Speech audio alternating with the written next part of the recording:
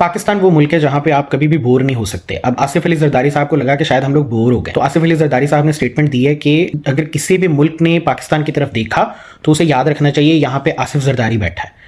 अब ये धमकी किसी और मुल्क के लिए है या ये पाकिस्तान के लिए ही है? क्योंकि सबसे बड़ा मसला तो ये हमारा ये मसला है कि यहाँ पे आसिफ जरदारी बैठा है, क्योंकि आप सदर हैं इसलिए हमें मसला है, बहुत ज़्यादा मसला है हमें कि आप ऐसी गवर्नमेंट के थ्रू आए हैं जो रिग्ड इलेक्शन के थ्रू आई है। आप सदर दोबारा बन के बैठ गए हैं। एक टाइम पे आपने एनआरओ लिया था, उससे पहले आपको मिस्टर 10% के नाम से जाना जाता था, फिर ख्वाजा आसिफ और पता नहीं कौन कौन से लोग आपके खिलाफ क्या क्या नहीं जो वो इल्ज़ामात लगाते रहे, कभी हार का, कभी किसी चीज़ का, कभी स्विस बैंक के अंदर पैसों का, हर किस्म का आप पे हराम कमाई का इल्ज़ाम लगा।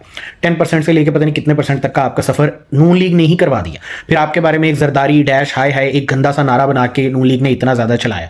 फिर आप आज उन्हीं के साथ बैठ गए क्योंकि आपको बूटों के तस्मे के साथ लटकने की जरूरत पड़ गई, तो उन्होंने बिठाया हुआ है आपको इनके साथ। बेनजीर भुट्टो साहिबा का आप जो कत्ल हुआ था उसका आप कुछ बता नहीं सके, उसका आप कोई इन्वेस्टिगेशन करवा नहीं सके, कोई ऐसी चीज आप उसमें से निकाल नहीं सके कि एग्जैक्टली वो किसने किया था कत्ल। आपने क्योंकि एक साल कहा गड़ी खुदाबख्श में कि मैं अगले साल बताऊंगा, फिर आपने कहा बैतुल्ला महसूद पे डाल दिया।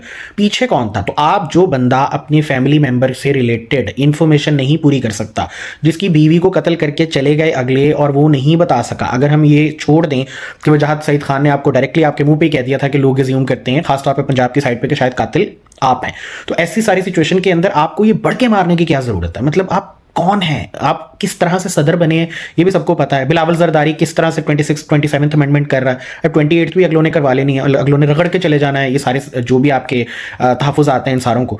तो आप ऐसी सिचुएशन के अंदर आपको किसने कहा है बढ़ के मार? ये तो मतलब मवाद है इंडिया के लिए कि इंडियन चैनल्स इसके ऊपर मजाक उड़ा सकते हैं हमारा। तो आपका मतलब कोई काम, आप आराम से सदर हाउस के अंदर बैठें जब तक आप बैठना चाहते हैं, उसके बाद भी आपको इस्तिस्ना अवेलेबल है, आप चिल करें, हमें कुछ नहीं चाहिए आपसे।